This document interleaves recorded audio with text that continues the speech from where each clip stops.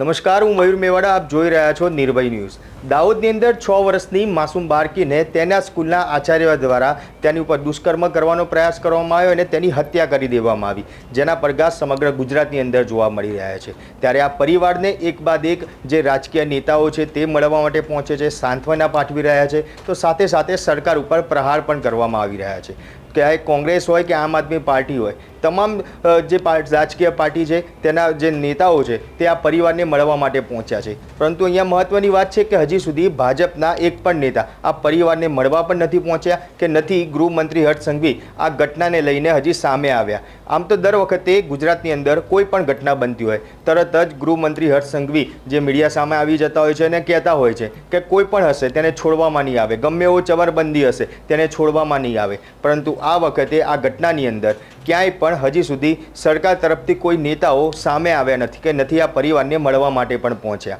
ત્યારે આમ આદમી પાર્ટીના નેતા મનોજ સોરઠિયા પણ આ જ પરિવારને અને આ ઘટનાને લઈને આજે ફરી એકવાર મેદાને આવ્યા છે અને તેમનું કહેવું છે કે જ્યારે બીજી કોઈ રાજ્યની અંદર આવી ઘટના બનતી હોય છે ત્યારે આ જ ભાજપના નેતાઓ જે મીણબત્તી લઈને રોડ ઉપર આવી જતા હોય છે અને ન્યાય માટે માંગણી કરતા હોય છે. પરંતુ આજે જ્યારે ગુજરાતમાં આ ઘટના બની છે, 6 વર્ષની બાળકી કે જેની ઉપર દુષ્કર્મ કરવાનો પ્રયાસ કરવામાં આવ્યો, તેની હત્યા કરી દેવામાં આવી, તેમ છતાં પણ હજી સુધી ભાજપના કોઈ નેતાઓ સામે આવ્યા નથી. ત્યારે ભાજપ ઉપર આકરા પ્રહાર છે જે મનોજ સોરઠિયા દ્વારા કરવામાં આવ્યા છે. ત્યારે આકરા પ્રહાર કરતા મનોજ સોરઠિયા શું કહી રહ્યા છે તે બી આપણે સાંભળી લઈએ.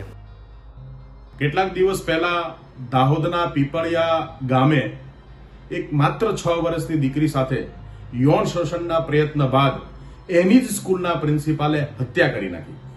આ ખૂબ જ ગંભીર અને હચમચાવી નાખે એવી ઘટના છે. સમાજમાં સજ્જનતાનો મુખોટો પહેરીને ફરનાર લોકો, ધાર્મિક સંસ્થાઓ સાથે, પોલિટિકલ સંસ્થાઓ સાથે જોડેલા પાવરફુલ લોકો આજે સમાજના લોકોનું શોષણ કરી રહ્યા છે. આ ગંભીર ઘટના બાબતે સમગ્ર ભારતીય જનતા પાર્ટી, મુખ્યમંત્રી, એમના કાર્યકર્તાઓ, મંત્રીઓ તમામ ચૂપ છે. બંગાળની અંદર કોઈ ઘટના ઘટે તો રોડ પર ઉતરી આવનાર ભાજપીઓને આજે શરમ નથી આવતી કે આવી ગંભીર ઘટના જે છે એમને છાવરવાનું કામ કરે છે.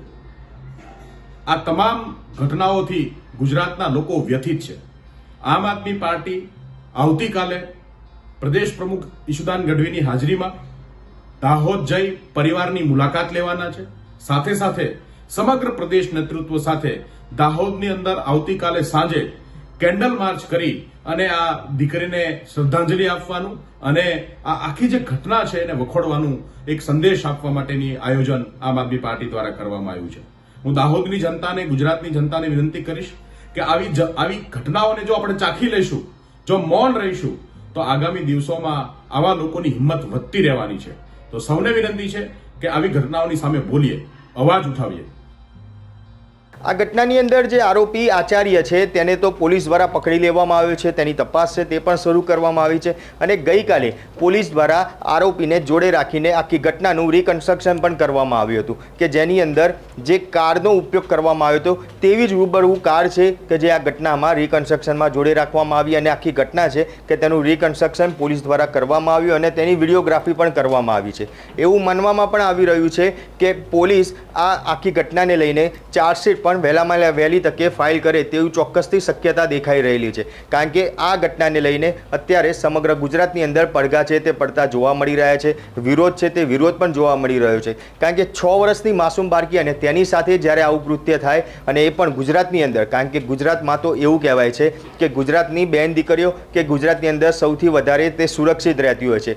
પરંતુ છેલ્લા ઘણા સમયથી જે પ્રમાણે એક બાદ એક ચાહે દુષ્કર્મની ઘટના હોય કે દુષ્કર્મના પ્રયાસની ઘટના હોય કે આવી 6 વર્ષની માસૂમ બાળકી સાથે તેના જ સ્કૂલના આચાર્ય દ્વારા જે દુષ્કર્મનો પ્રયાસ કરવામાં આવ્યો અને ત્યારબાદ તેની હત્યા કરી નાખવામાં આવી. ત્યારે આવી ગંભીર ઘટનાઓ જ્યારે ગુજરાતમાં બની રહી છે ત્યારે ગુજરાતના ગૃહ ડિપાર્ટમેન્ટ ઉપર અને પોલીસ તંત્ર ઉપર પણ અનેક સવાલો ઊભા થઈ રહ્યા છે કે આ તો કેવી મહિલાઓની સુરક્ષા. ત્યારે આ બાબતને લઈને આપ શું માની રહ્યા છો કે ખરેખર ગુજરાતમાં જે ગૃહ ડિપાર્ટમેન્ટ અને પોલીસ તંત્ર છે તેની જે કામગીરી છે તે સફળ કામગીરી કહી શકાય અને મહિલાઓની સુરક્ષાને જે દાવા કરવામાં આવી રહ્યા છે ગુજરાતમાં તે ખરેખર દાવા કેટલા સાચા કહી શકાય? કોમેન્ટ બોક્સમાં જરૂરથી જણાવજો અને અમારી નિર્ભય ન્યૂઝ ચેનલને લાઇક, શેર અને સબસ્ક્રાઇબ કરવાનું ભૂલશો નહીં. આભાર.